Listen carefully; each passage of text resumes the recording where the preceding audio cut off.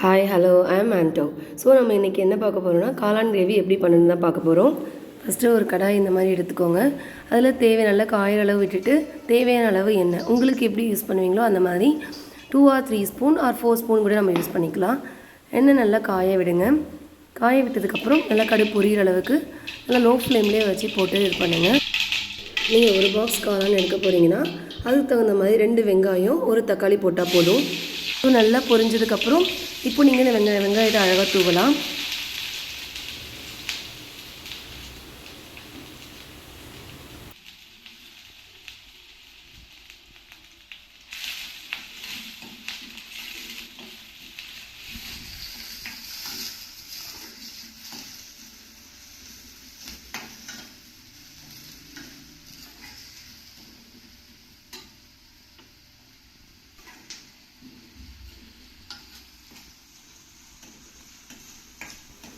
இந்த மாதிரி கொஞ்சம் நேரம் வதக்கிக்கிட்டே இருங்க. வதக்கிக்கிட்டே இருக்கும்போது நல்லா அந்த பொன்னிறமாக மாறுதில்ல, அந்த டைம் ஆகும்போது கொஞ்சமாக உங்கள் தேவையில்லை கொஞ்சமாக ஜஸ்ட் அந்த டேஸ்ட்டுக்காக இந்த உப்பு போடுவாங்க. வெங்காயம் வதக்கும் போது கொஞ்சம் லைட்டாக உப்பு சேர்த்திங்கன்னா ரொம்ப டேஸ்ட்டாகவே இருக்கும் அந்த சமையல்.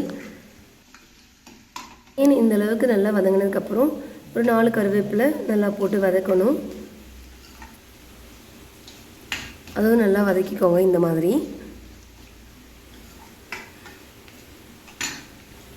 ஒரு கைப்பிடி அளவுக்கு கொத்தமல்லியும் புதினாவும் ஒரு கைப்பிடி அளவுக்கு கொஞ்சம் போட்டால் போதும்.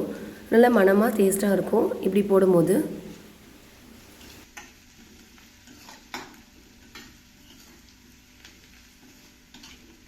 அந்த கொத்தமல்லியும் புதினாவும் நல்லா எண்ணெயில் கொஞ்சம் நேரம் வதங்க விடுங்க.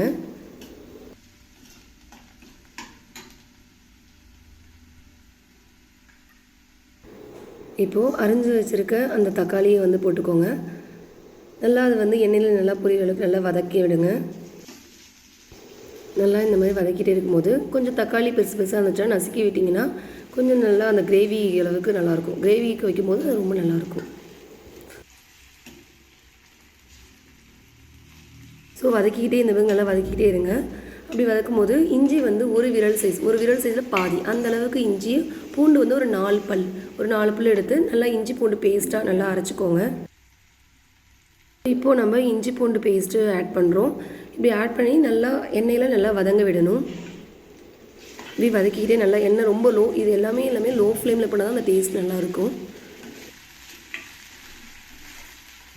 நல்லா வதக்கிக்கிட்டே இருங்க. இப்படி வதக்கிட்டே இருக்கும்போது ஒரு அரை கேப்சிகம் ஒரு குடமிளகாய் அரிஞ்சு அதை இந்த மாதிரி தூவி நல்லா எண்ணெயில் பொரியிற மாதிரி வதக்கணும். எண்ணெயில் நல்லா மிக்ஸ் ஆகி நல்லா பொறுமையாக எதுவும் லோ ஃப்ளேம்லேயே வச்சு வதக்கிக்கிட்டே இருக்கணும். கேப்சிகம் ரொம்ப அதிகமாக போட்டாலும் நல்லா இருக்காது.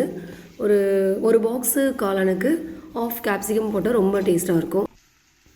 நெக்ஸ்ட் நம்ம என்ன இன்க்ரீடியன்ஸ் யூஸ் பண்ண போனால் 1 டீஸ்பூன் மிளகாய்த்தூள், நம்ம வீட்டிலே யூஸ் பண்ணுற அந்த மிளகாய்த்தூளை யூஸ் பண்ணிக்கலாம். 1 டீஸ்பூன் தனியா மிளகாத்தூள், கரம் மசாலா, அடுத்தது 1 பிஞ்ச் ஆஃப் டர்மரிக் பவுடர் மஞ்சத்தூள், இதெல்லாம் போட்டு நல்லா நம்ம எண்ணெயில் வதக்கணும்.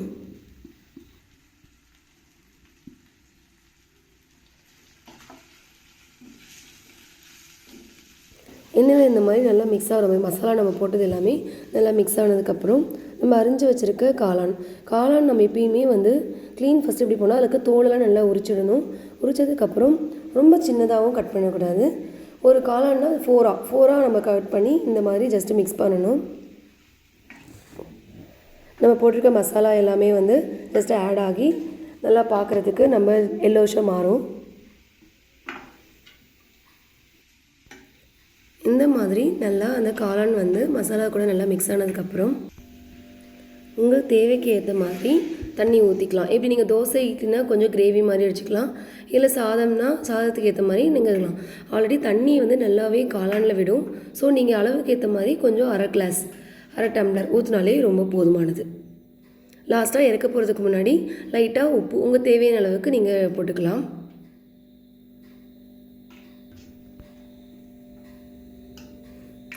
ஒரு 5 மினிட்ஸ் ஆர் 10 மினிட்ஸ் இந்த மாதிரி ஒரு மூடி போட்டு நல்லா வேக விடுங்க. வேனதுக்கப்புறம் எடுத்திங்கன்னா நல்லா உங்களுக்கே தெரியும் கொஞ்சம் தண்ணியில் குறைஞ்சி நல்லா எண்ணெய் நல்லா பிரிஞ்சு வந்திருக்கும். அந்த டைம் பார்த்து நீங்கள் ஸ்டாப் பண்ணிடலாம்.